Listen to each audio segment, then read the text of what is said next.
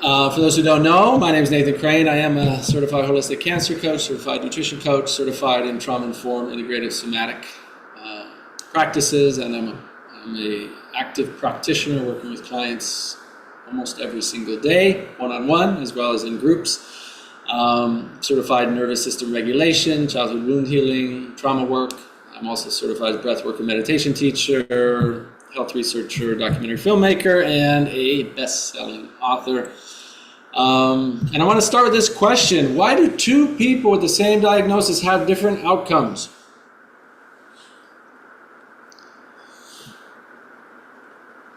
It's an important question. It's one that I started asking many years ago when I started working with cancer patients. Why does one person spiral into fear and inflammation and another one is able to adapt and stabilize? Why do some people heal and some people don't? Why do some people find peace and contentment even with their diagnosis, and others, it seems like it completely destroys their life mentally, emotionally? I was producing cancer conferences in San Diego many years ago, and I remember two women, almost same age, looked almost identical, completely different. They didn't know each other. Different backgrounds, different upbringings, different lives, different cancers, but both had serious struggles with their cancer, pain and treatments, and so many different issues around the cancer. And one of them told me it was the worst thing that ever happened to her, and the other told me it was the best thing that ever happened to her. And that made me stop and start questioning, what is this? How can the same diagnosis be the worst thing for one person and the best thing for another? And that's what we're going to explore deep in this session, as well as why some people heal and some people don't, and how some people are able to be at peace and content and enjoy their life with diagnosis and others are not, and what we can do about it. It's not about blaming anybody or anything. It's not about rejecting any kind of treatment. It's really understanding what's going on inside the body that's preventing healing, and more importantly, what causes chronic stress and inflammation and other mental and physical and emotional challenges in our life. But here's a key statement. Write this down. Your body cannot heal efficiently while it feels chronically unsafe. This is a key statement that still our medical industry does not fully comprehend yet. And yet many of my colleagues some of them have been for years, and many are now really starting to recognize this and make this a foundation in their clinics and in their treatment protocols. Your body cannot heal efficiently while it feels chronically unsafe. So I want to ask you a question. You can unmute and share if you'd like. We can chat it in. What does stress look like in your life right now? What causes you stress?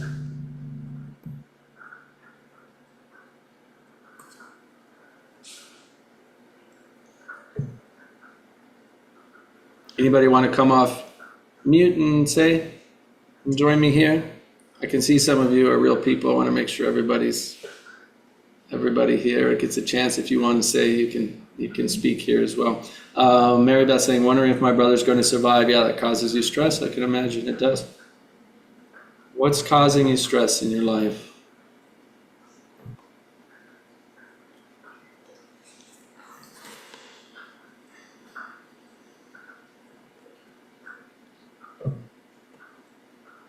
Anybody else want to chat in? When do you experience stress? What is it that's causing stress in your life?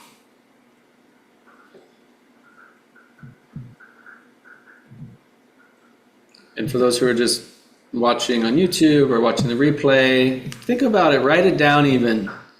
Interaction makes this even more impactful in your life, what you're going to get out of this session. So encouraging everyone to be here with us fully for the next 50 minutes or so and participate as much as you can, as much as you'd like, because it does make a big difference.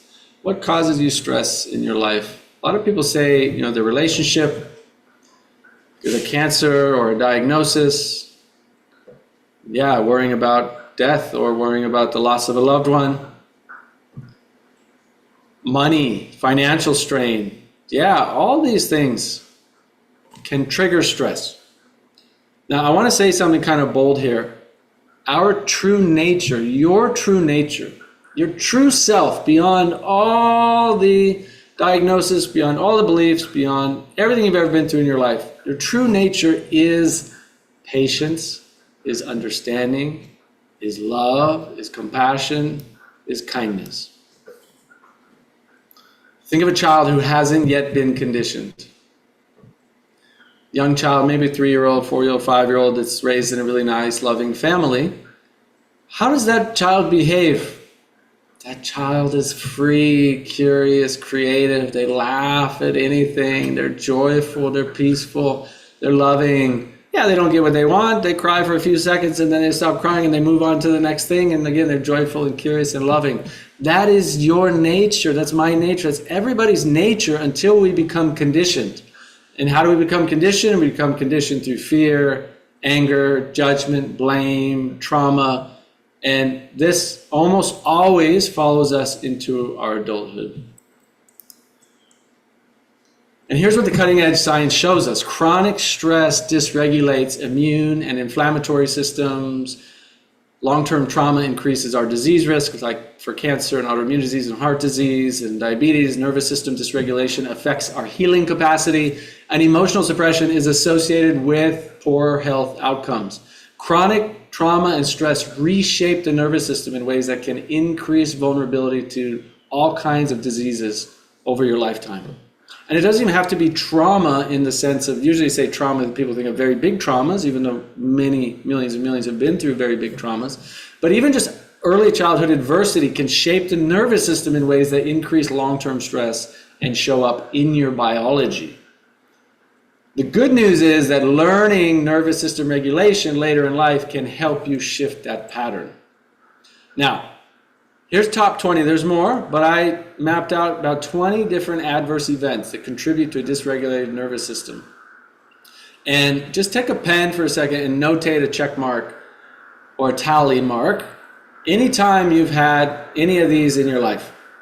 Now, especially between the ages of 0 and 18 is where a lot of these adverse events get lodged in our nervous system, especially according to the Adverse Childhood Experiences study from Kaiser Permanente in the 90s. But just tally. If you had any of these in your life: abuse, physical abuse, emotional, verbal abuse, sexual abuse, chronic humiliation or shaming, exposure to domestic violence, neglect, emotional neglect, physical neglect, inconsistent or unpredictable caregiving, early separation from a primary caregiver, foster care instability or multiple foster care placements, household dysfunction like household substance abuse. You had a parent or family member that was abusing any kind of substances, household mental illness, incarcerated household member, did a family member go to jail or prison, or even commit suicide, high conflicting parental relationships, parental separation or divorce, chronic poverty or housing instability, community violence exposure, bullying or peer victimization, racial discrimination or systemic oppression, or any kind of medical or shock trauma, serious childhood illness, invasive medical procedures, or medical trauma. If we look at these top 20, how many check marks do you have? How many tallies do you have? And just notice. Again, we're just learning, we're just noticing, we're just paying attention to see how these things have shown up in our lives.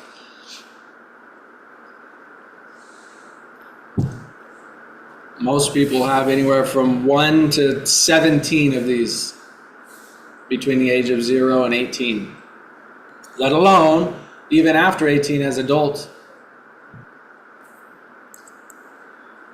And what this does to our body throughout adulthood is biologically it alters our cortisol regulation, sensitizes our amygdala, which is the threat detection part of the brain, so it makes you feel like there's excessive threat everywhere, disrupts the vagal tone, so the vagal nerve can't work properly and causes chronic stress throughout the system, which affects every just about every major system in your body, including your immune system. Increases inflammatory signaling and wires like a hypervigilance or fight, flight, freeze patterns. It shapes your attachment style, which causes all kinds of dysfunction in relationships. It influences your stress coping behaviors, including leading to addiction. So addiction to scrolling, to negative news, to food, to sugar, to alcohol, to cigarettes, to sex, to gambling, to getting in arguments, to adrenaline. All these things become addictions, can become addictions in many people's lives. Certainly have been in my life over the years. And this can increase our vulnerability to anxiety, depression, autoimmune disorders, cardiovascular disease, substance use disorders, stress-related chronic illness, and cancer and other chronic diseases. According to the Mayo Clinic, stress is widely considered the leading driver of primary care visits, with estimates suggesting 75 to 90% of all doctor's office visits are stress-related. And chronic stress impacts nearly every bodily system that you have, contributing significantly to things like cancer and autoimmune disease and high blood pressure and anxiety and heart disease.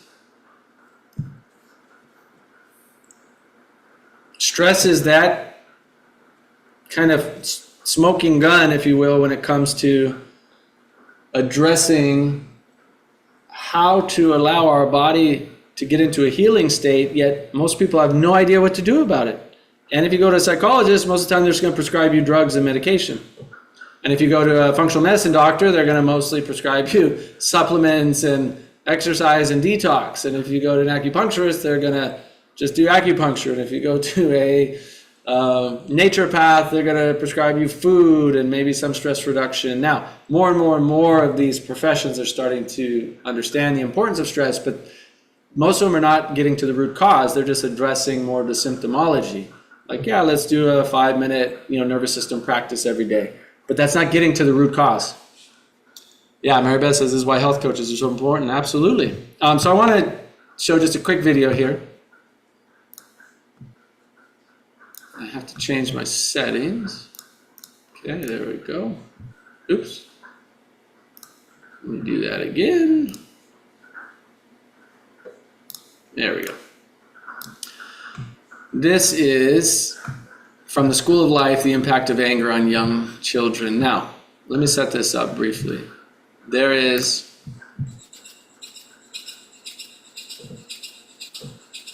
let me turn this up so you guys can hear this. Actually, I'll pause it and then I'll give a little background. We'll watch the beginning part first. Believe that nothing much happens. It would be nice to believe that nothing much happens to young children who grow up around violent or angry parents and caregivers. It would be so nice to believe that they could simply brush off their experiences and keep an unblemished faith in life and in themselves. But the more psychologists have studied children, the more they've realized something extremely daunting. That we are all, in fact, hugely susceptible to the moods of the people around us. Expose people to violent tempers early on, and the scars can last a lifetime. At the University of Washington's Institute for Learning and Brain Sciences, psychologist Professor Betty Repaccioli and her team have carried out a riveting experiment to show what can happen to a sensitive child, that is, to every child, who comes in the vicinity of a raised, angry voice. Watch how this 15-month-old boy responds. Okay, so let me just set this up a little bit here. So she's just showing this boy different objects and then just saying, hey, do you want to play with this? And then he just does whatever feels natural to him. So we'll watch it first. She just hands him a box. You can take the lid off. Is there something in there? There's a green cone. I'm going to put it back inside the box. In a safe environment, a child is free to explore joyfully. But when there is some kind of danger, represented here by a so-called emoter, curiosity quickly gives way to fear.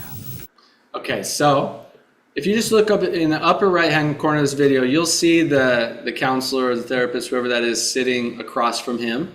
And she just has a glass and some beads. This is kind of the next toy she's going to show him.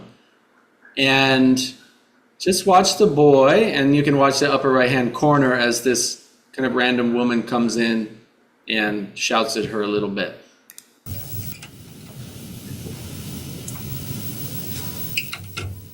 And just keep watching the boy as this happens.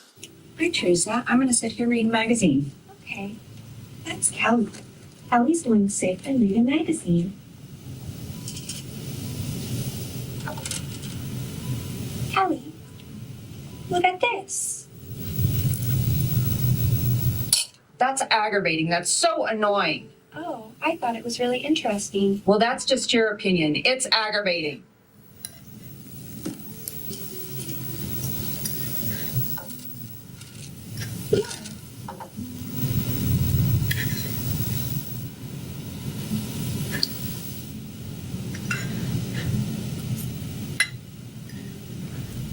This 15-month-old was lucky.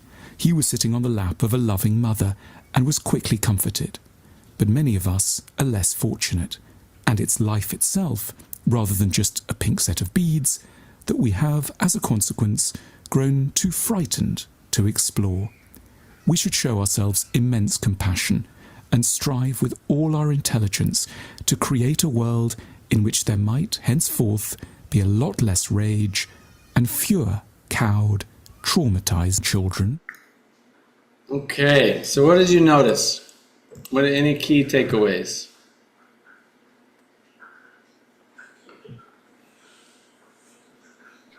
I noticed how sad the little kid was after the counselor came in there, or the two people with Yeah. angry words. There was no it was just listening to the verbal abusive talk. He was instantly shut down. Yep, absolutely. What else did anybody notice that you want to share? You notice when he was just free to be himself, he was smiling and, opening the box and just creative, curious, having fun, right? And that woman didn't even shout at him, didn't look at him, didn't, just her yelling a little bit at the woman next to her caused him to go into that very protective mode, right? And that wasn't even a traumatic, like a profoundly traumatic experience, and yet you can see how much that impacted that little boy. Now imagine in families where many of us grew up and there was consistent yelling and anger between parents, between children, from the parent to the child.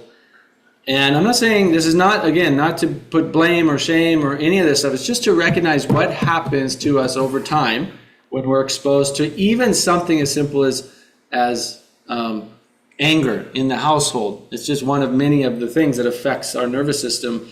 And very often these things get lodged in our nervous system. So the first thing is, the good news is your past is not your destiny. What happened to you can be healed.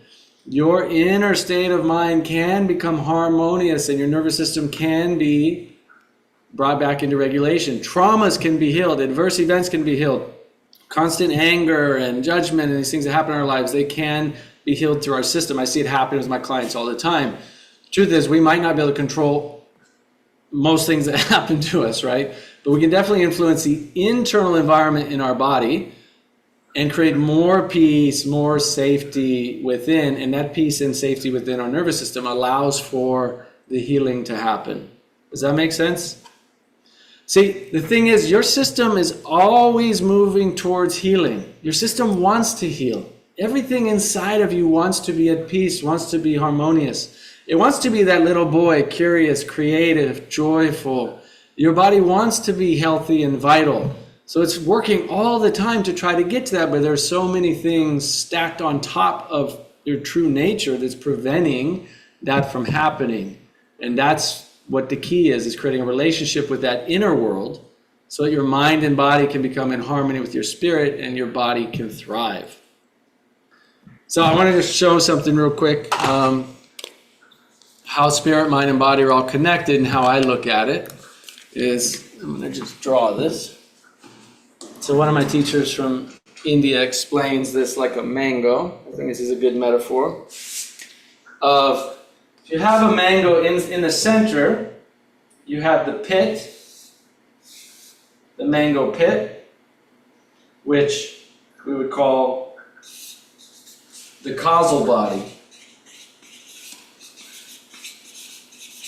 Causal body being the spirit, the true self, the soul. A lot of traditions call it self, soul. I call it true self, spirit. Whatever you want to call it, the causal body is what's giving life to this whole system. And you know it's giving life to the whole system because just like when my dog passed away recently, as soon as his spirit was no longer in the body, his sister, who loved him very much and would always play with him and sniff him and all that, we took her to say goodbye to him and she didn't even think twice about him. She knew he was gone. The essence that was in his body was no longer in there. She knew it was gone. So we have the pit of the mango, we have the fruit of the mango, which we would call the physical body.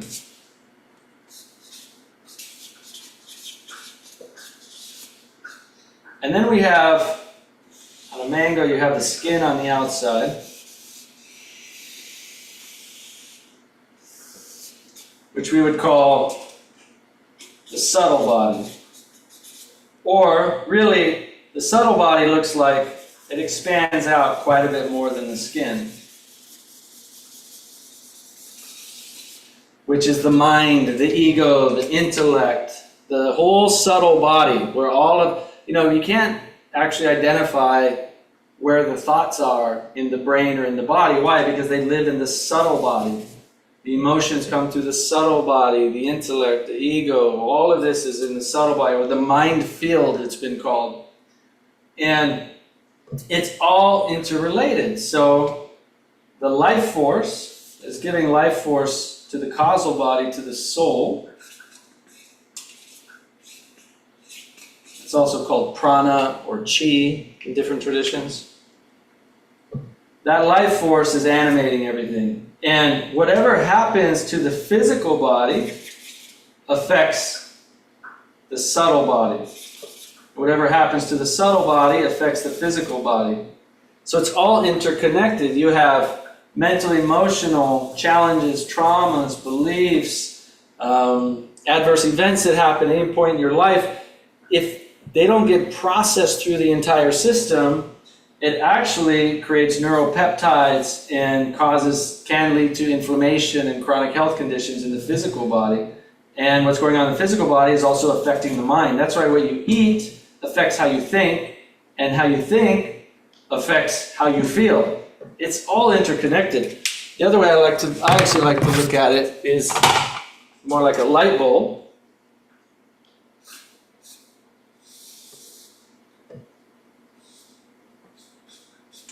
And inside you have the filament, which would be the causal body, or the soul, which is emanating. And then you have the physical body, and then you have the glow. The glow is the subtle body, the mind field. And you have the life force that's animating all of it.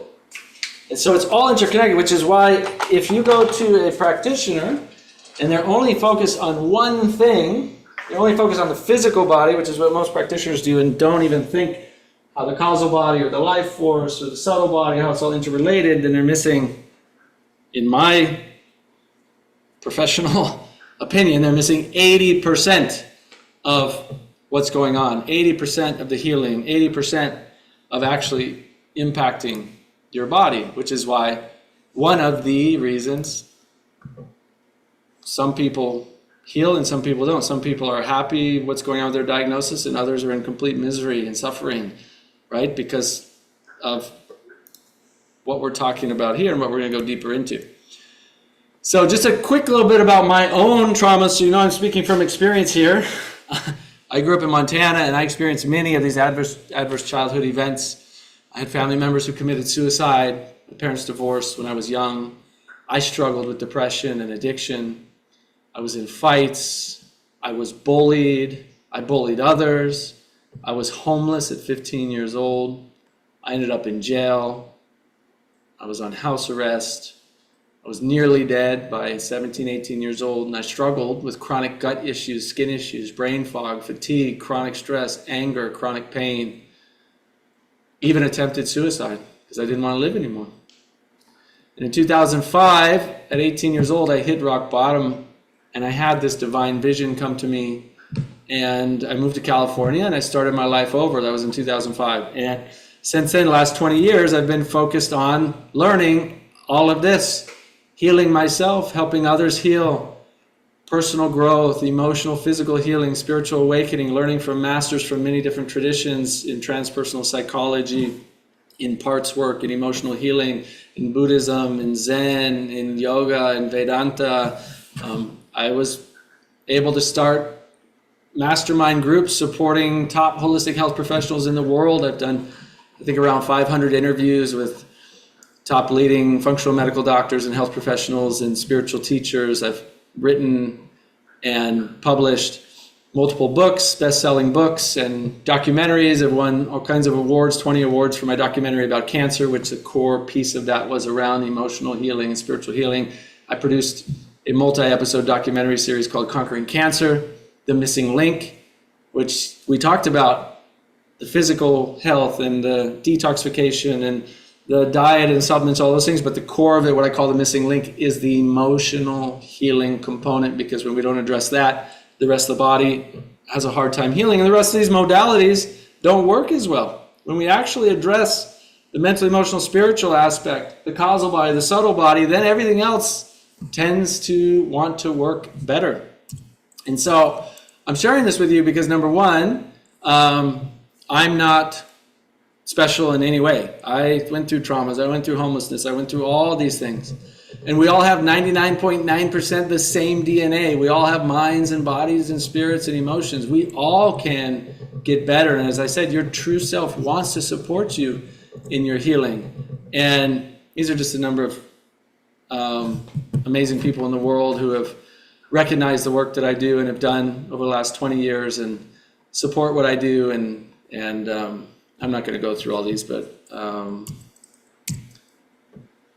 the deeper understanding that kept showing up for me as I was diving deeper into this work was how important the nervous system is in healing and how important emotional healing and spiritual connection is. And so I studied people like Candace Pert and Bruce Lipton and studied energy healing and spiritual teachings and Qigong masters and looked into psychoneuroimmunology and looked at hundreds of studies and discovered, wow, this is the missing link. This is the healing code right here. If we address the underlying root cause at the nervous system level, then we can make all these other things work significantly better. And I also discovered ancient wisdom already knew everything our modern science and our modern psychology was discovering.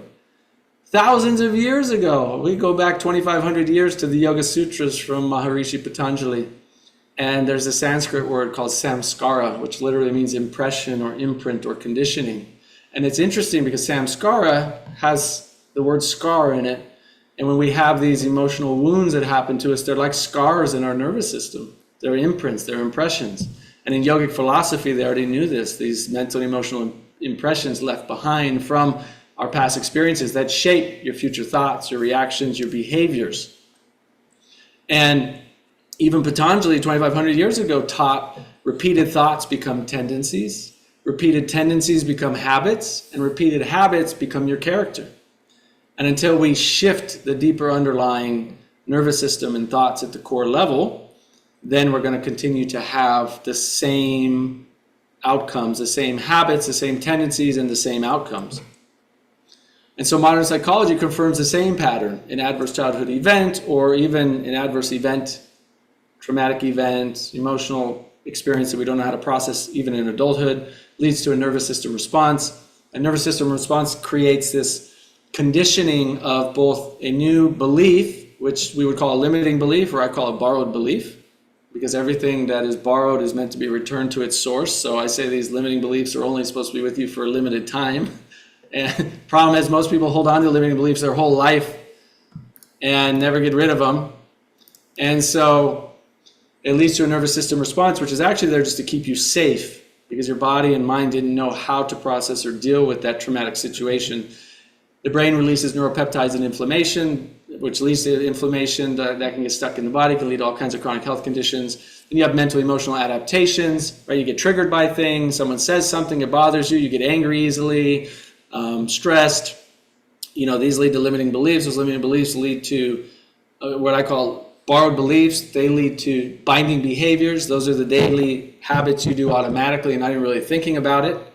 And then those habits can lead to addictions as well, right? And underneath all of this is this adverse event or multiple adverse events that happen. And so this all leads to chronic stress, which leads to excessive cortisol and hormone dysregulation, which leads to immune system suppression, which leads to the perfect environment, internal environment for cancer, chronic pain, autoimmune disease, other inflammatory diseases, heart disease, etc. Is this making sense so far?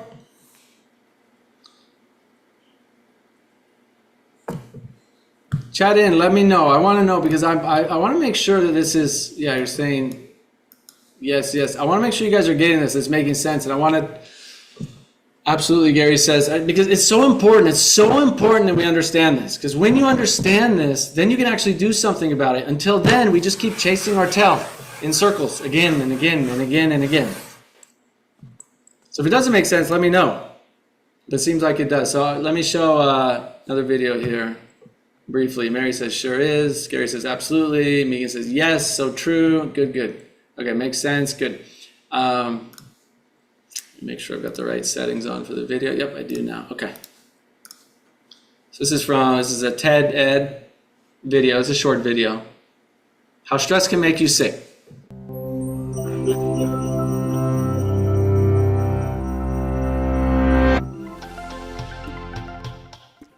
Cramming for a test? Trying to get more done than you have time to do? Stress is a feeling we all experience when we are challenged or overwhelmed. But more than just an emotion, stress is a hardwired physical response that travels throughout your entire body. In the short term, stress can be advantageous, but when activated too often or too long, your primitive fight or flight stress response not only changes your brain, but also damages many of the other organs and cells throughout your body. Your adrenal gland releases the stress hormones cortisol, epinephrine, also known as adrenaline, and norepinephrine. As these hormones travel through your bloodstream, they easily reach your blood vessels and heart. Adrenaline causes your heart to beat faster and raises your blood pressure, over time causing hypertension. Cortisol can also cause the endothelium, or inner lining of blood vessels, to not function normally. Scientists now know that this is an early step in triggering the process of atherosclerosis, or cholesterol plaque buildup in your arteries. Together, these changes increase your chances of a heart attack or stroke. When your brain senses stress, it activates your autonomic nervous system. Through this network of nerve connections, your big brain communicates stress to your enteric or intestinal nervous system. Besides causing butterflies in your stomach, this brain-gut connection can disturb the natural rhythmic contractions that move food through your gut, leading to irritable bowel syndrome, and can increase your gut sensitivity to acid, making you more likely to feel heartburn. Via the gut's nervous system, stress can also change the composition and function of your gut bacteria, which may affect your digestive and overall health. Speaking of digestion, does chronic stress affect your waistline? Well, yes. Cortisol can increase your appetite. It tells your body to replenish your energy stores with energy-dense foods and carbs, causing you to crave comfort foods. High levels of cortisol can also cause you to put on those extra calories as visceral or deep belly fat. This type of fat doesn't just make it harder to button your pants. It is an organ that actively releases hormones and immune system chemicals called cytokines that can increase your risk of developing chronic diseases, such as heart disease and insulin resistance. Meanwhile, stress hormones affect immune cells in a variety of ways. Initially, they help prepare to fight invaders and heal after injury, but chronic stress can dampen the function of some immune cells, make you more susceptible to infections, and slow the rate you heal. Want to live a long life? You may have to curb your chronic stress. That's because it has even been associated with shortened telomeres, the shoelace tip ends of chromosomes that measure a cell's age. Telomeres cap chromosomes to allow DNA to get copied every time a cell divides without damaging the cell's genetic code. And they shorten with each cell division. When telomeres become too short, a cell can no longer divide, and it dies. As if all that weren't enough, chronic stress has even more ways it can sabotage your health, including acne, hair loss, sexual dysfunction, headaches, muscle tension, difficulty concentrating, fatigue, and irritability. So, what does all this mean for you? Your life will always be filled with stressful situations. Okay, I'm going to stop it right there. And first of all, any key takeaways? Anyone wants to just share briefly what stood out for you? And does this make sense in terms of how this is affecting us in so many levels at a core foundational level? That when we have these childhood wounds and these stressors, that what it's doing at a subconscious level and then affecting our nervous system, and the nervous system is affecting us. And so everything that we're experiencing on the physical body is a symptom of what's going on in the subtle body. That's the most important thing here. It's a symptom.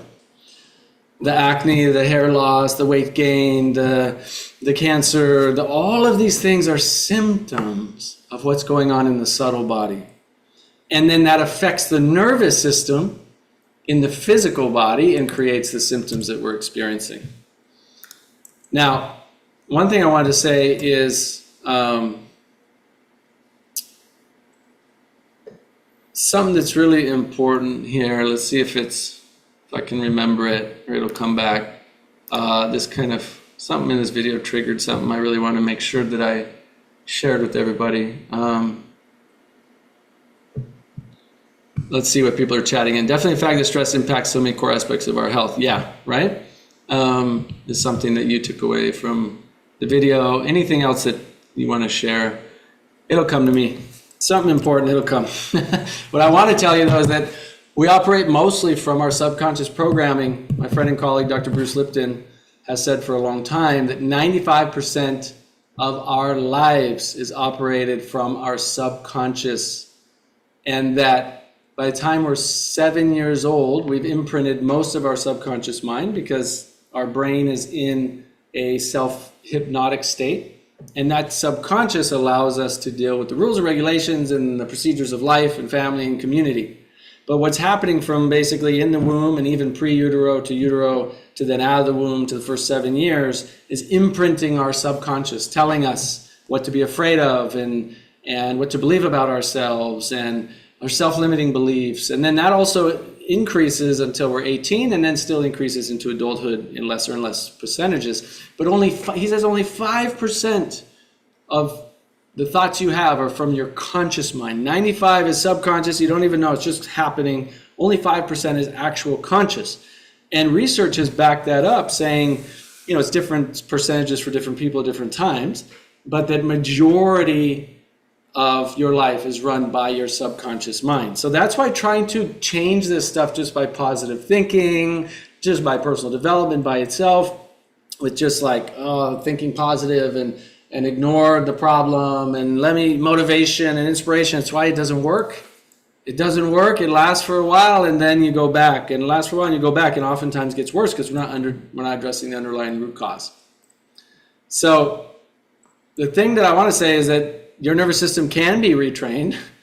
And the question is, how do we get rid of the chronic stress and allow our bodies to actually heal? Well, we have to heal the subconscious beliefs at the root of the nervous system.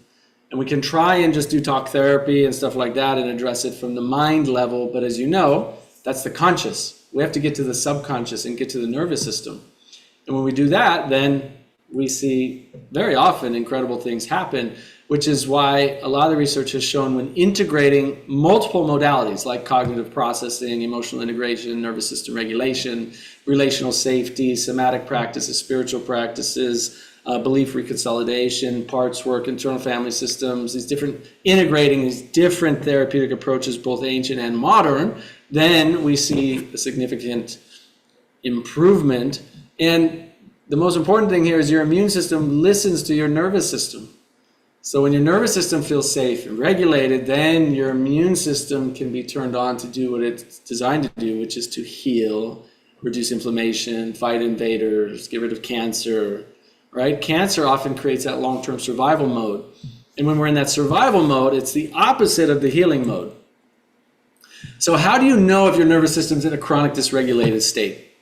Well, take a pen and tally any time that these show up in your life on a regular basis. Just make a little check mark. This is the sympathetic fight or flight symptoms.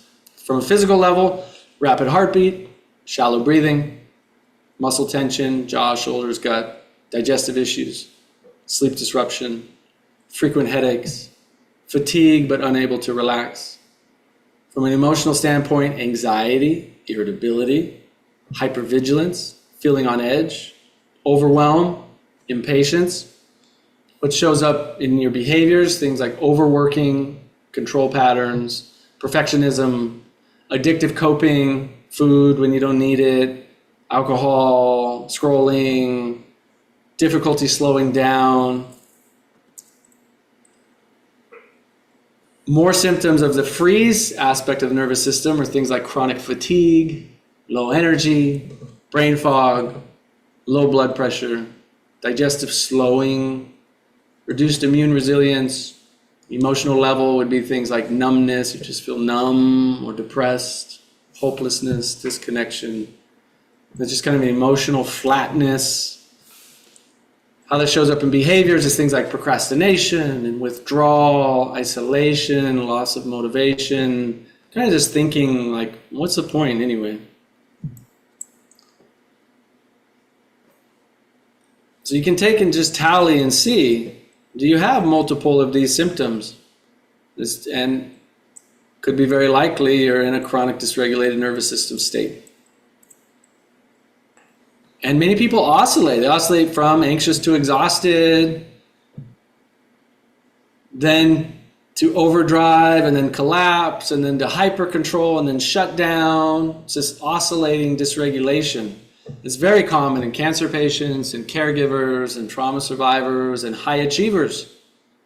And the long-term physiological signs of chronic nervous system dysregulation can influence things like elevated inflammatory markers, blood sugar instability, cortisol disruption, hormonal imbalance, immune suppression, increased pain sensitivity.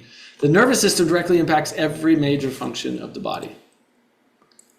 And some subtle signs that people don't even recognize they're in a chronically dysregulated nervous system state is they can't sit still in silence.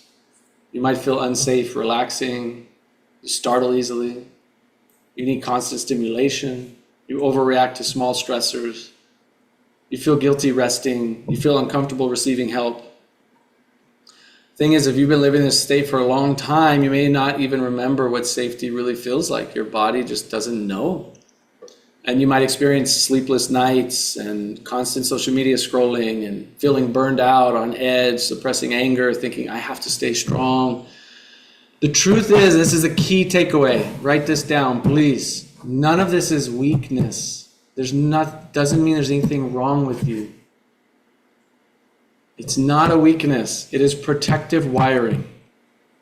It was protecting you at a time that you needed it and didn't know how, have the knowledge, support, safety, love, guidance to process it. And it's been wired into your nervous system. But protective wiring can be retrained. That's the beautiful thing.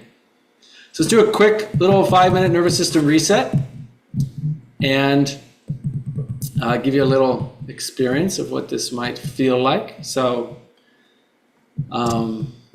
sitting comfortably, spine erect. Let's turn off any distractions. Hopefully they're already turned off. Feet flat on the floor would be great if you can. Feeling your body supported by your chair or wherever you're sitting. Palms can be relaxed face up on the lap or just wherever they sit comfortably on your body. Noticing first how you feel now in your body. Just take a quick body scan and see any sensations you currently have. Now closing the eyes. Let's take a deep breath in through the nose and let it out through the mouth with a sigh.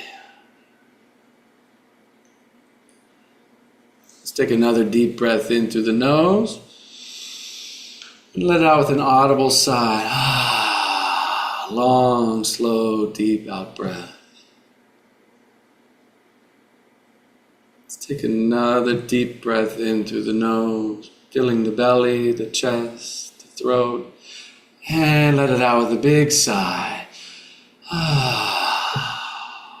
Feeling your whole body relax.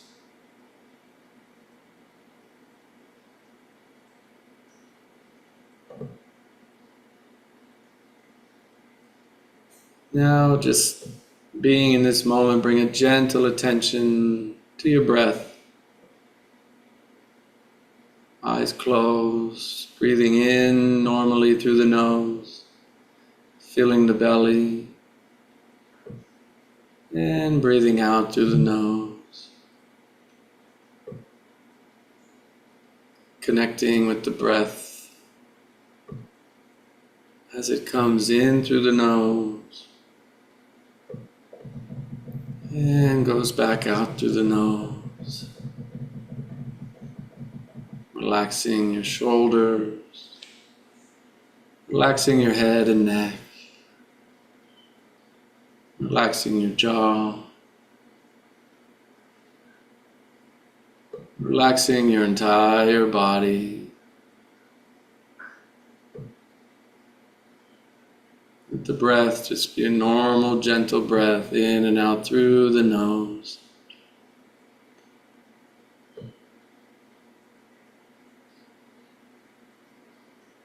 The next breath, I want you to breathe as if you're breathing into your heart space, into the center of your chest.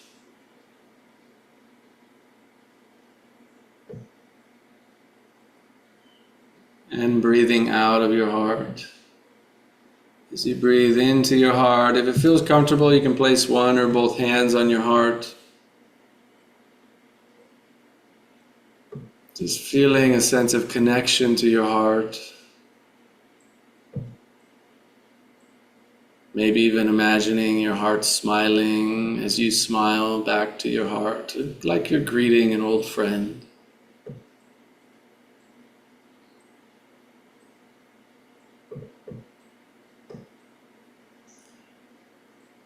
As you're connected to your heart, think of somebody in your life that you're deeply grateful for. Bring that person into your heart. And just think about what you're grateful for about that person.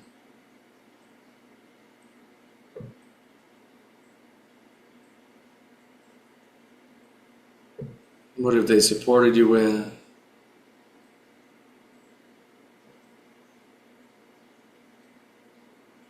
When you're grateful for them, how does that make you feel?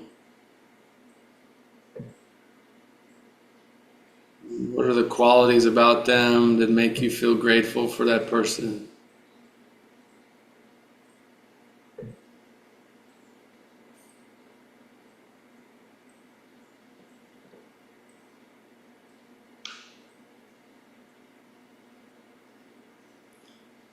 Just feel a deep sense of gratitude for that person in your life.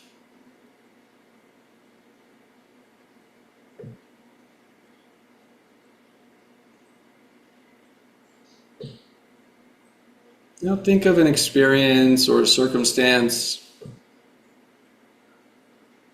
maybe a recent experience that you're grateful for. It could be something simple and small or something big. But something recent that you can just feel some gratitude towards, experience in your life.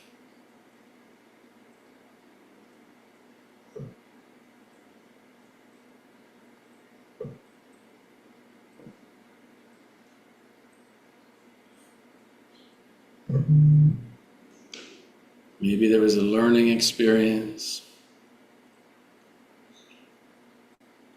Maybe it was just a fun or gentle or calm or meaningful experience.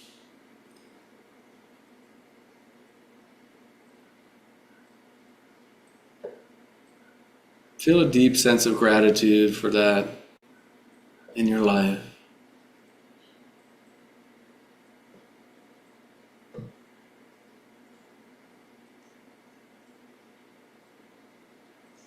Saying thank you internally to yourself for taking this time for yourself. This time for your own body, your own nervous system, your own mind. Turn internally and just give a gentle thanks to your own self for being here, for listening to your own inner wisdom.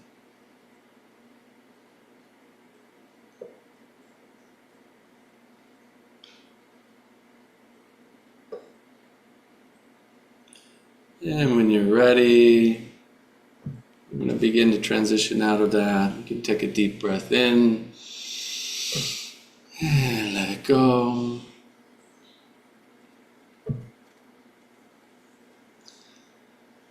And when you're ready, gently at your own time, your own speed, you can open your eyes. Coming back here to the room, coming back here to the body. Before we move on,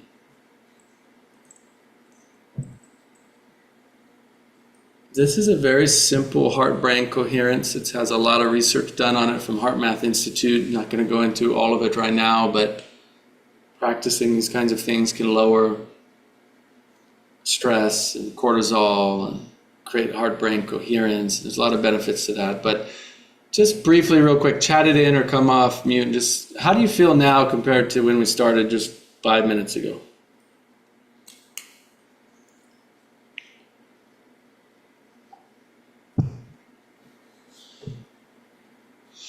More grounded and present, yep.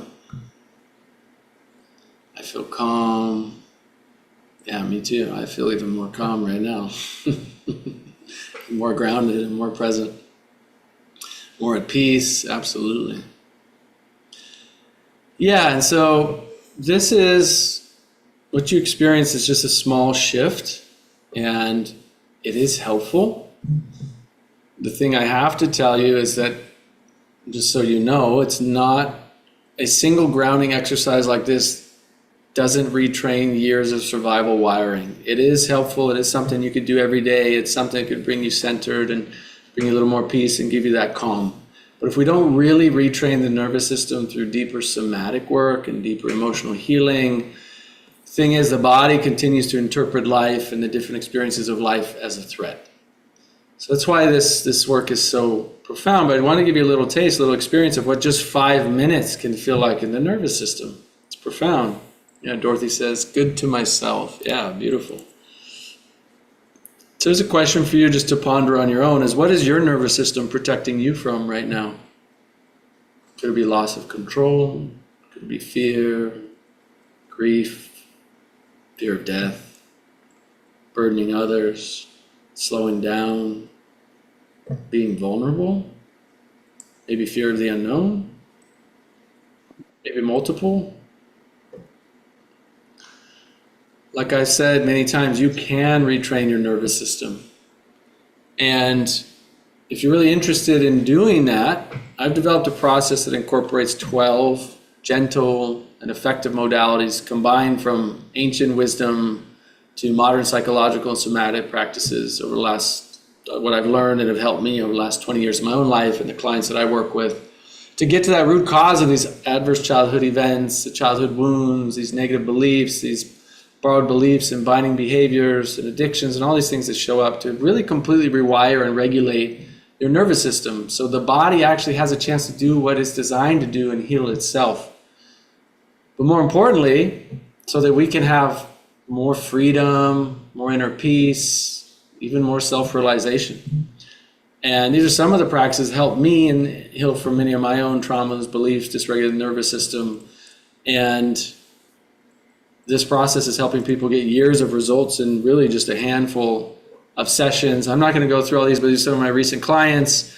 One person who spent 20 years and almost $1 million on personal growth and therapy and trauma sessions, and in 5 sessions has completely transformed his relationship to his body, his health, his nervous system. Some past clients I've worked with who were dealing with cancer, who got their entire life back. Some of these clients, the cancer didn't go away, but it did improve. Some of them it did go away, some of them it didn't, but their life improved, their mental, emotional health improved, their outlook improved, they had more peace, more inner freedom, more emotional well-being, contentment, and that's the best chance we have for allowing the body to heal itself. Some of them did become cancer-free by following an integrative approach. As I said, this is the foundation of healing, but I would never tell somebody to stop, diet, nutrition, supplements, all that kind of stuff. That's all supportive of deeper emotional healing. And whether the issues are cancer or it's just deeper emotional issues that have shown up in life, it's the trauma, it's the anger, it's the resentment, it's the fear, it's the loss, it's the grief, it's the sadness, all these things. We look at getting to the root cause of it through what I call the awaken process. And it's a structured nervous system recalibration process. It's trauma informed, it's somatically guided. It's really designed for people who are navigating a diagnosis or chronic stress. And we focus on emotional integration and internal safety, nervous system regulation. It's not replacing treatment. It's not claiming you're going to be cured, and it's not blaming you. There's no blame at all, actually. And in fact, we do the opposite. We empower you by your own nervous system guiding the process and your own inner wisdom guiding to the results.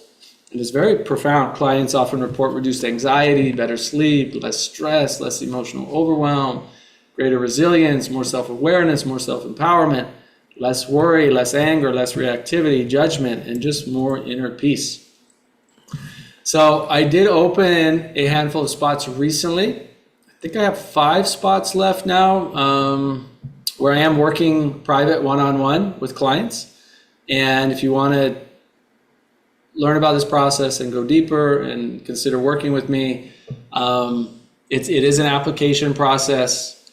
It's once a week on Zoom for 1 hour. And each session, we start getting to the core root causes and really doing some deep work, and then some guided practices for you to do throughout the week as we meet. Maybe 10 minutes a day, 5-10 minutes a day. The real work is done in that 1 hour session each week, and the integration happens between each week's session. So I do have a few spots left. Again, it is application only. After you fill out the application, then you'll have a link where you can schedule your free 30-minute call. Those are filling up. I imagine these spots are going to be filled really quick. So if you're really interested, I would just recommend doing that right away. Fill it out, and then I can answer all your questions there too. There's a link you can go to for that, which is nathancrane.com/awaken for cancer. And pricing starts as low as $297, goes all the way up to $8,500, depending on which package you choose, which level of depth we're going to go, how many spots, how many sessions. If you're going to attend the retreat with me, I'm doing later this year. So there's a bunch of different options depending on what your desires and what your needs are. But what I would say is, whether you work with me or not, your own inner peace is worth doing this kind of work. Regulating your nervous system. It's essential for not only your body to be able to heal itself, but for you to find more emotional freedom, more joy in your life, like that child, the creativity. That wouldn't you love to be more joyful and creative and curious like that child again, to have more emotional freedom, to have more joy, to have greater self-realization, greater inner peace? You deserve that. We all deserve that. And whatever you do going forward, whether you work with me or not, please make this your priority. If all you do is that little 5-minute regulation session every day, it's better than nothing. But if you really want to get to the root, then emotional healing, trauma work, combined with spiritual practices and guided practices, and someone guiding you through this process is essential. And if you want help, I am here to support and guide you. We are doing one-on-one sessions. As those fill up, we are also going to be opening up a group cohort session as well. So it'll be monthly sessions in a small group. And so there's going to be that option too. But either way, I know we're just actually a little bit over time. So for anyone who has to go, thank you for tuning in. Thank you for being here. I appreciate all of you. If anyone does have any questions, I can stick around for about 10 minutes and answer questions here. And then if you have more questions or want to really explore doing this work deeper with me, you can go to nathancrane.com/awaken for cancer, fill out the application, and we'll schedule a 30-minute call, and we'll be able to explain everything there. But in the meantime, if there's questions, you can chat them in, or you can come off of mute and ask me anything that you'd like, or share anything that you like. Someone's saying thank you for sharing. Absolutely. My pleasure. Thank you for being here.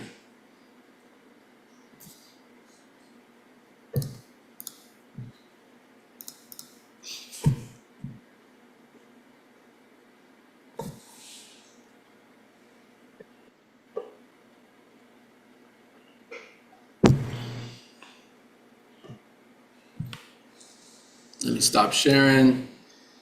Like I said, I can stay on for a few minutes if there's any other questions anybody has. If not, we can wrap up. And I wish everybody an amazing night, day, afternoon, wherever you are in the world.